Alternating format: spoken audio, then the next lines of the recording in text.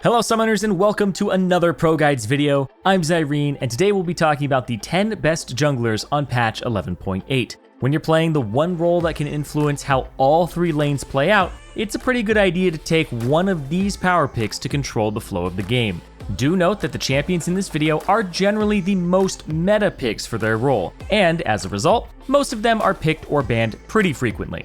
If you're looking for champions to play that are much less contested, check out our top 3 champions to main series. The champions in those videos are still strong enough to carry with, but they're low in both pick and ban rate, meaning you're much more likely to get your hands on them. Up first, we have Fiddlesticks. With one of the fastest and healthiest jungle clears in the game, and the ability to fight most champions that try to invade him, Fiddlesticks is a champion who completely bypasses the early game weaknesses that most power farming champions have. That being said, Fiddlesticks without ultimate does best when it's the enemies coming to him, so don't go out actively looking to duel when you're playing him.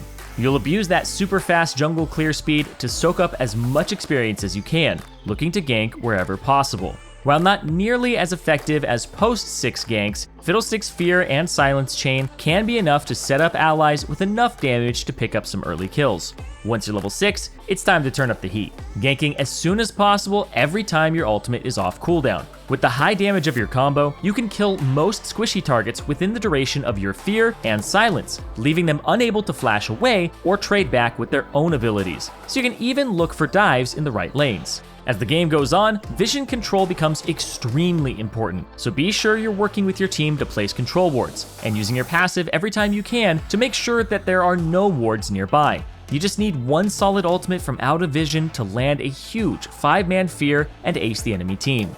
Hitting one of those 5-man ultimates is maybe the most satisfying thing in League of Legends for me, especially when it's one that turns a losing game into an easy win. And that brings us to today's question of the day. What champion do you find the most satisfying to play? Whether it's making a huge play, saving a teammate, or just hitting a flash combo, let us know your answers down in the comments below. Up next, we have Hecarim. As predicted, the slight slap on the wrist we saw on 11.7 did nothing to change just how broken he is. Sure, a nerf is a nerf, but think of it this way. One champion is towering miles above every other pick. Taking away a few inches isn't quite enough to knock them down. In fact, Hecarim's Platinum Plus win rate barely budged, going down about 0.5%. He still has a crazy fast clear speed, decent early ganks, insane snowball potential, and you can build him to be a reliable form of engage and disruption as we have listed here, or go with a more AD heavy build and run Conqueror to 1v9 teamfights. The only way to really mess up his Hecarim is to make bad plays in the early game. While I did say his ganks are decent, that's only against overextended immobile champions, since you need to get behind your targets with your E. So instead of forcing hard, failing to get a kill, and getting counter jungled on the other side of the map, focus on full clearing on your first clear through the jungle. Take the scuttle if it's available, and then reset if no lane is a guaranteed gank. Next up, we have Shaco. After the buffs to his boxes that gave him a much stronger clear on 11.5, he started slowly creeping up in popularity, and now he's one of the most picked and banned champions in the game. While most carry junglers take some time to ramp up, that quick clear speed allows you to gank fast and often. And with his Q's blink and stealth allowing you to bypass vision and gank from pretty much any angle, those ganks are very often successful if you're in the right place at the right time. And while we gave the more common AD build that allows you to burst targets down before they can even react, Shaco is surprisingly flexible for an assassin. If the enemy composition has too many beefy champions or a lot of divers, or you just need more magic damage on your team, AP Shaco is a very strong alternative. In fact, if you prefer the playstyle of baiting and outsmarting your opponents, you may find that you like it even more than the assassin build. Now let's talk a bit about the new shiny Rammus. Rammus has had pretty much the same kit since his release in the very early days of League, and as a result, it's pretty basic. So Riot decided to shake things up this patch, turning Rammus' ultimate from a basic series of slowing tremors into an unstoppable leap that can allow him to jump clear over the enemy front line right onto their ADC in the back of a fight. I'm personally really excited to play this new Rammus, but from balance perspective, the fact that he didn't really receive any meaningful nerfs this patch means that he's going to be really anti-fun to play against as an ADC. To break that down, let's identify Rammus' pros and cons. With his Powerball and point-and-click taunt, Rammus' ganks are super easy to pull off. In the mid to late game stages of the game, he has great pick potential, able to run down any champion he finds out of position.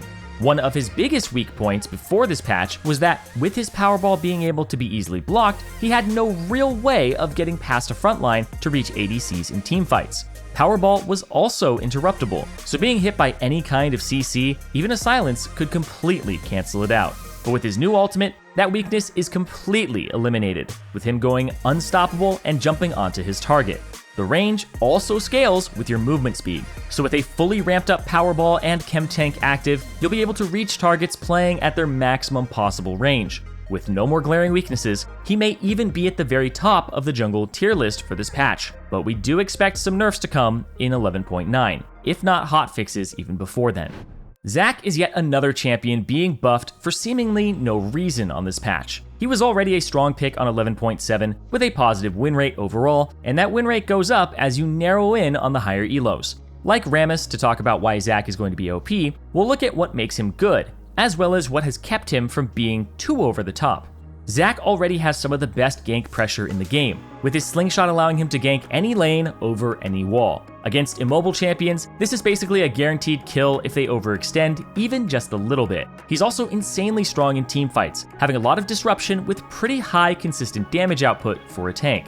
His biggest weakness by far is his early game. While he has high damage over time in later fights, his early game damage is very low, too low to keep up with the stronger skirmishers in the role. His E also has a much lower range at early ranks, so he's not able to gank nearly as effectively.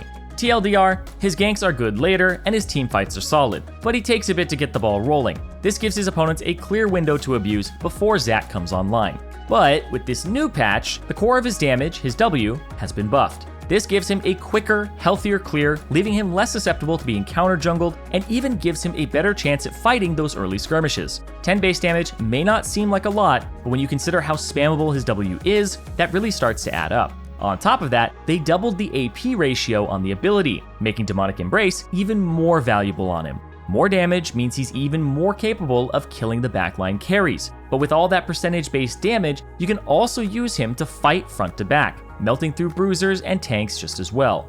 Overall, Zack is a really easy champion to play on a mechanical level. So what separates a good Zack from a bad Zack? Well, like any jungler, it's the more decision-making parts of the role. You need to know where to path, who and when you can gank, and who to focus in teamfights. The answer to those questions will change every game depending on the team compositions on both sides, and it can be pretty overwhelming to figure out all on your own.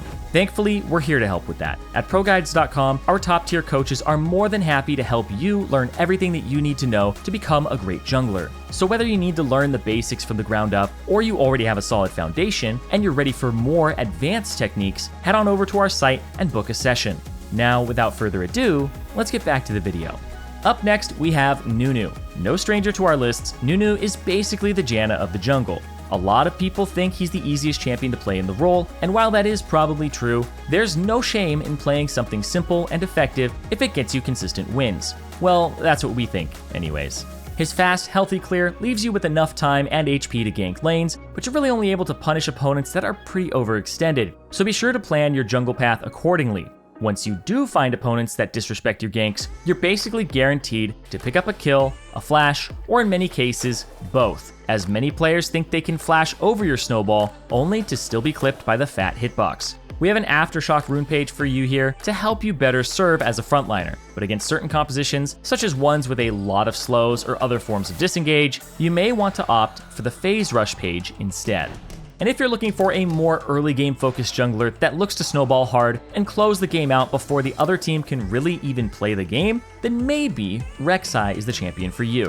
While RekSai does have a pretty fast clear speed, your biggest priority is ganking fast and often. Your initial clear should simply be you getting double buffs and level 3, and then looking for the first blood before Scuttle even spawns.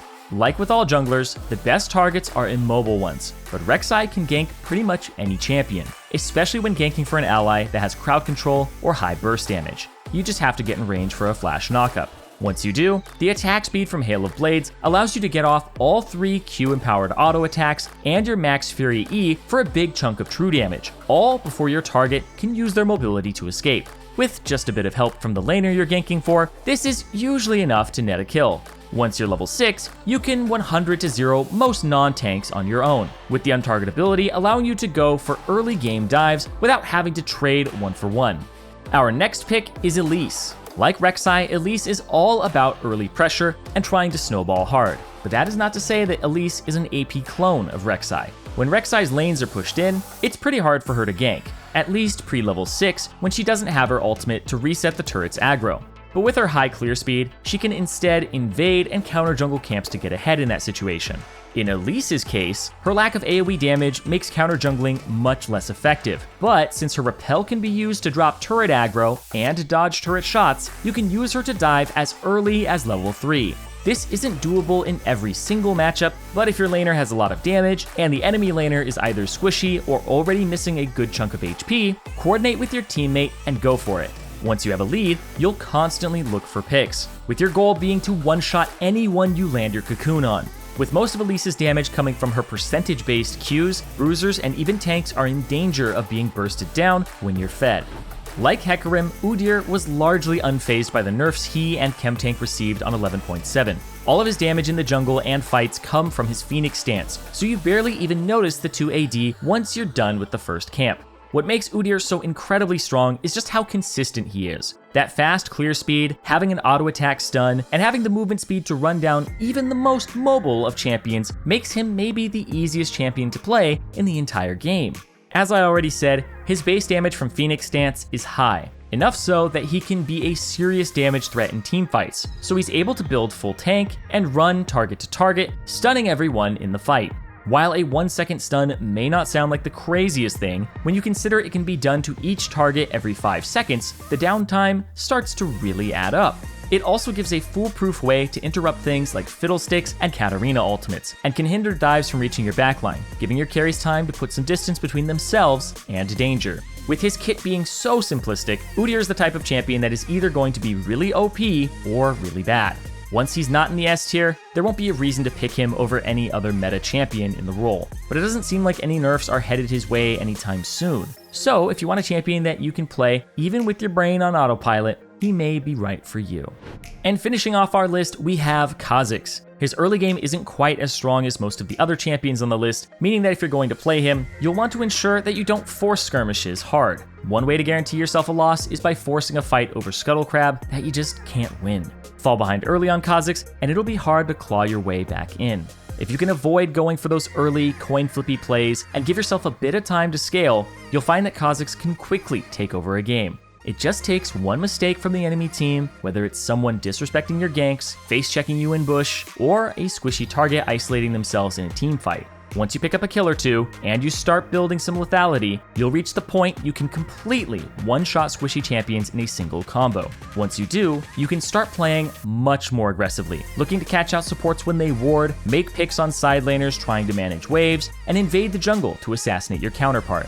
In teamfights, you'll want to be a bit patient. While the stealths from your ultimate and Duskblade do make you a better 5v5 champion than most other assassins, you don't want to jump in at the start of the fight. Wait until a target is low or one isolates themselves, and then go for the pick.